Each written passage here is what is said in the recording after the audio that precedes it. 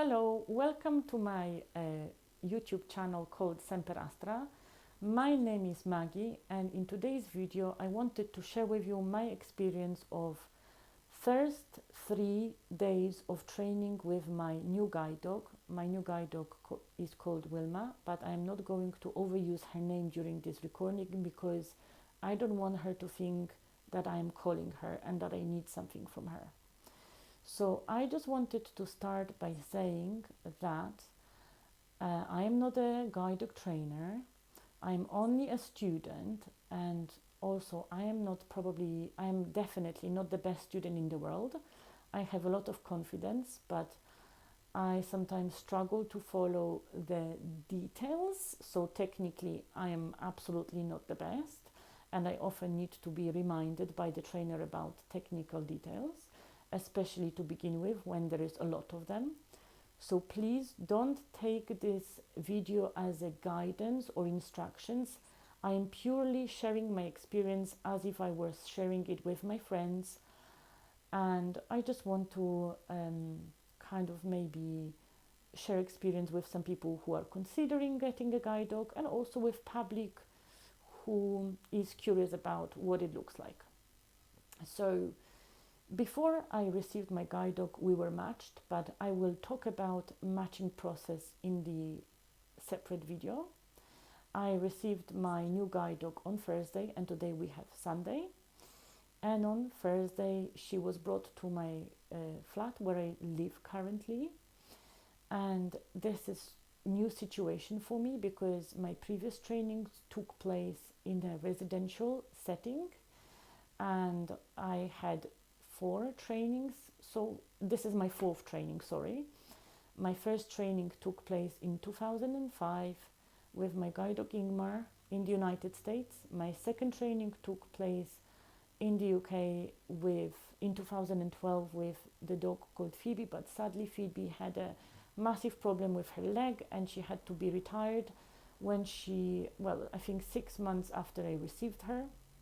And in 2013 I received my guide dog Bob, with whom I worked till 2021. And so, as I mentioned, so far I had trainings always in residential centers, which was very different because for 24 hours I had the support of somebody from the staff. And now when I am at home, it has a lot of advantages because I am trained in the area where I live.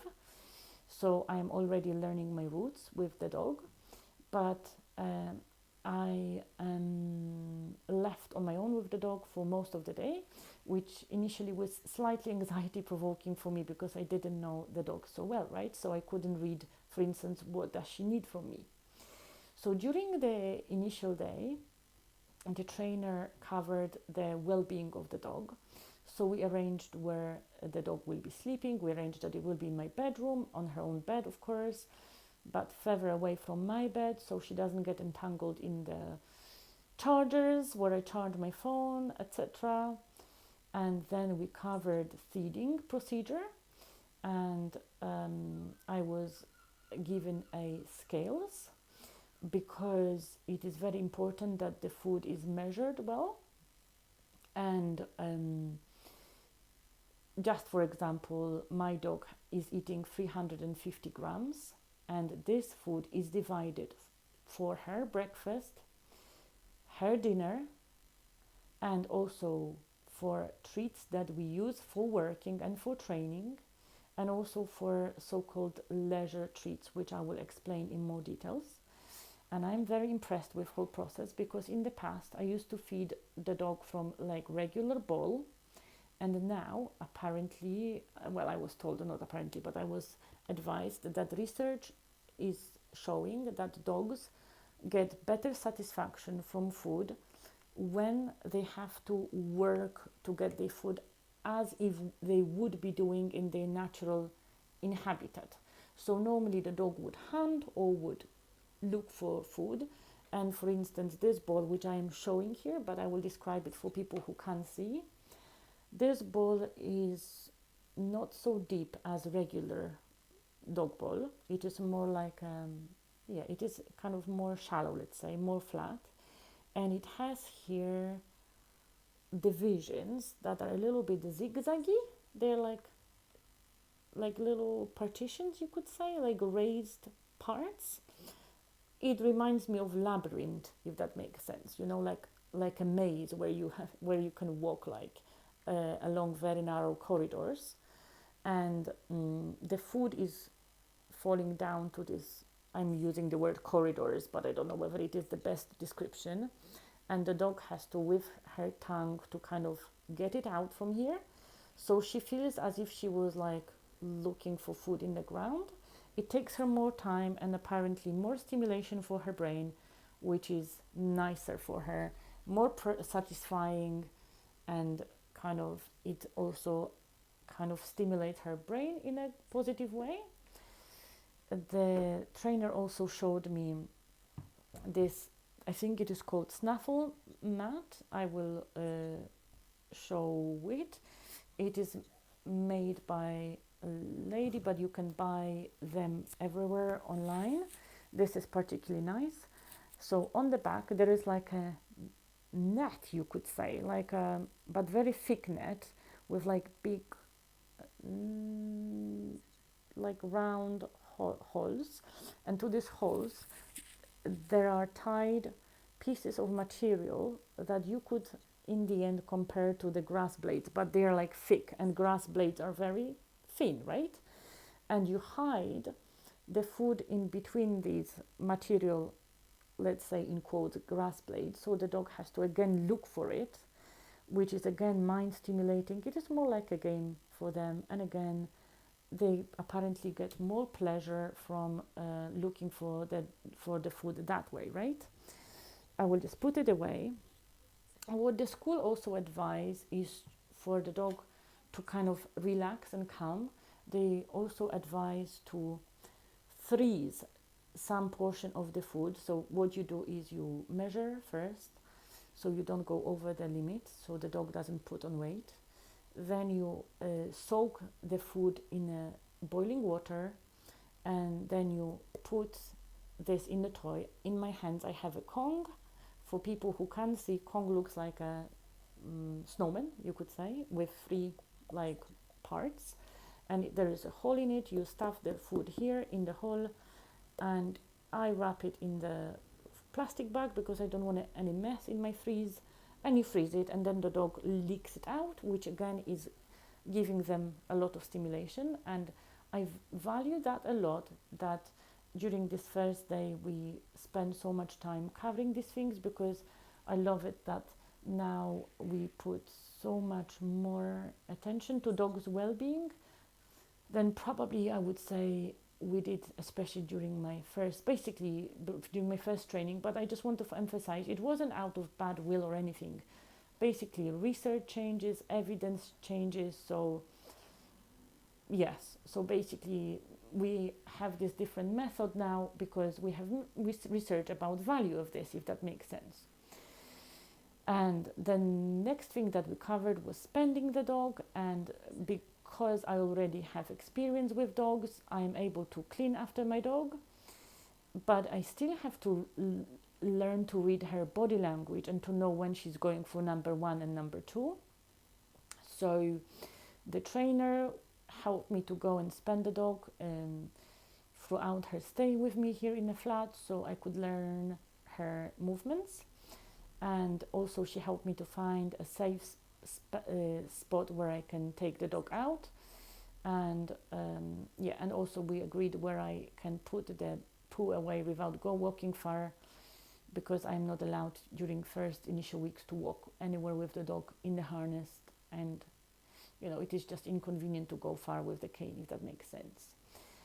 And then during the same day we covered the contract with the school, and there is a lot of points into this. And we also covered the contract about the training and also ethical policy, we could say. And we signed the papers. And then the lady showed me how to deliver treats in an effective way, and how to reward the behavior that we want to encourage. and she explained to me the rules about the training because they totally changed since I had my last guide dog. So I'm not going to go to details of that because I'm not sure still whether I understand this right. But basically, rather than giving negative and positive reinforcement, we are trying to reward positive behavior before negative behavior develops. So, for instance, um, um, basically, for instance, if I, well, it is difficult for maybe to find an example, but for instance, when somebody is knocking at the door, I reward the dog for not barking before she starts barking. So then I don't have to say no to barking, if that makes sense. Or I reward her for staying on the top of the stairs before she runs down the stairs, so I don't have to tell her no when she would be running down the stairs, which I don't want because there's not much space on the bottom of my stairs and I don't want her to kind of jump all over people when they arrive. And also I was taught about the importance of timing the rewards and the word, which is positive reinforcement, because we need to time it right so we are exactly rewarding the behavior that we want, and we don't want to wait for the dog to move to some other behavior because then the dog will be confused what we exactly reward. I'm sorry if I'm confusing here, and if I'm confusing you, I will go back to this because I will know more about this as the training goes. And during this first day, we also talked about dog's medication. She's healthy, but of course there is worming tablets, there is treatment for anti-ticks and anti-fleas. We were talking about frequency of this and how to give it to the dog, and we were talking about just thinking, what did we talk about? Oh, about simply simple comments like SIT and DOWN comments, but the focus was on bonding. And as I mentioned, if I were in the hotel or in a training center, I would have support throughout the evening. So it was important that I feel comfortable before the trainer leaves. But the only thing that I would say is that if somebody is working, I would probably advise for people, at least for this first initial 3 days of working with the new dog, not to work at all, because I love my job and I wanted to work, but I found it a little bit stressful because I don't know this dog. I didn't know what she exactly wants from me. So I was a little bit anxious when reading her body language. And that was a little bit stressful, but I think we're over it now. And yes, but that would be my maybe advice. And during the next day, we were continuing to ensure that I measure the food right, that I prepare all of the activities right for the dog. And by the way, this snaffle mat and this Kong we give to the dog when they maybe feel a bit lost in the new situation. For instance, before they go to bed and they are not sure, like, am I staying here or am I, basically this is a new home for them. Guide dogs, unfortunately, well, not unfortunately, but they change where they live quite frequently depending on the stage of the training, right? So we have to remember that for her that was a big change. So we just wanted to make sure that she feels settled and comfortable. And then during the next day, we also continued simple like tasks like SIT and ensuring that she is aligning on the top of the steps and that I reward her in an appropriate way. And we did our first walk in the harness, and the first walk is very basic. First walk during the training, because there was also a new walk during the matching process. And it is important to emphasize that during these first walks, the dog is in the harness, and the dog is is clipped to my lead that I hold. So there is a harness, my lead, and also the dog is attached to the lead, which is held by the trainer, which is ensuring that I am safe, but it is also giving the dog additional support and confidence, because the dog has more trust in the trainer than me at this stage, because she knows them better, right? And then we practice simple things like following the straight line, so just walking forward, finding crossings, finding curbs going down, finding the pull with the button to cross the road, where I press to cross the road, finding the up curb when we go from the street to the pavement, finding left, right, and that's that. And I think that pretty much. Oh, we also talked about. We continued with the new, with more details about new method of training, and also I forgot to mention that during the first day, the lady also ensured that the harness is well adjusted to me and my dog. So I hold the handle here, and the length of the handle depends on my height and the height of the dog. This dog is pretty small. She's only 25 kilos. And so the handle is probably the longest I ever had, because my previous dogs were much taller. Then the trainer needed to adjust this strap here that goes across the chest of the dog, and this strap here which goes under her belly. So you see there is a lot of adjustments. So we also covered that. And the trainer also taught me how to look after this harness, how to keep it clean, and this is leather, and how to clean it with saddle soap, and how to look after the equipment that she gives me. They also gave me brushing equipment, but I will discuss it in a separate video. And during the third day, we did very important thing. The third day was Saturday, and we did free run.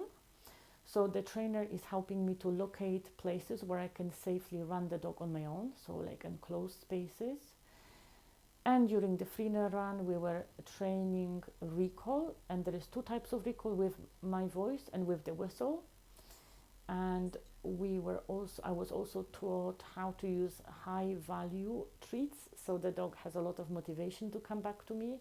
And they look like, I don't know, very thin, by the way, Polish sausage called cabanos for people who know. But of course, it is not cabanos, if that makes sense. It is special dog treat. And then we went for a short harness walk, and we continued to practice these basic skills, and we also continued to practice basic skills at home.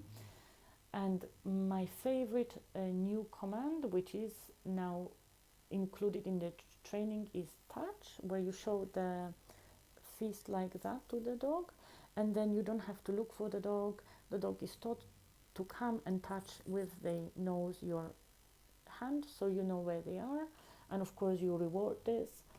And we were also training how, for instance, to slightly move the dog to the left or to the right, which is particularly important in a narrow spaces or bus or a train, or where you have basically not much space to maneuver. So today is Sunday, and we have a day off, the day to relax. If I have time and energy, I will try to keep you posted on how it goes. And at the end, I just want to emphasize again that this is not a training video. I just wanted to share with people who are consider having a guide dog, and also public, how much it actually involves. And as you can say, this is a lot, and probably there are things that I have forgotten. So yes, we are not getting a final product when we are getting a guide dog. There is 5 weeks of training, and we start with very basics. Thank you very much for listening today, and cross your fingers for us. Thank you. Bye bye.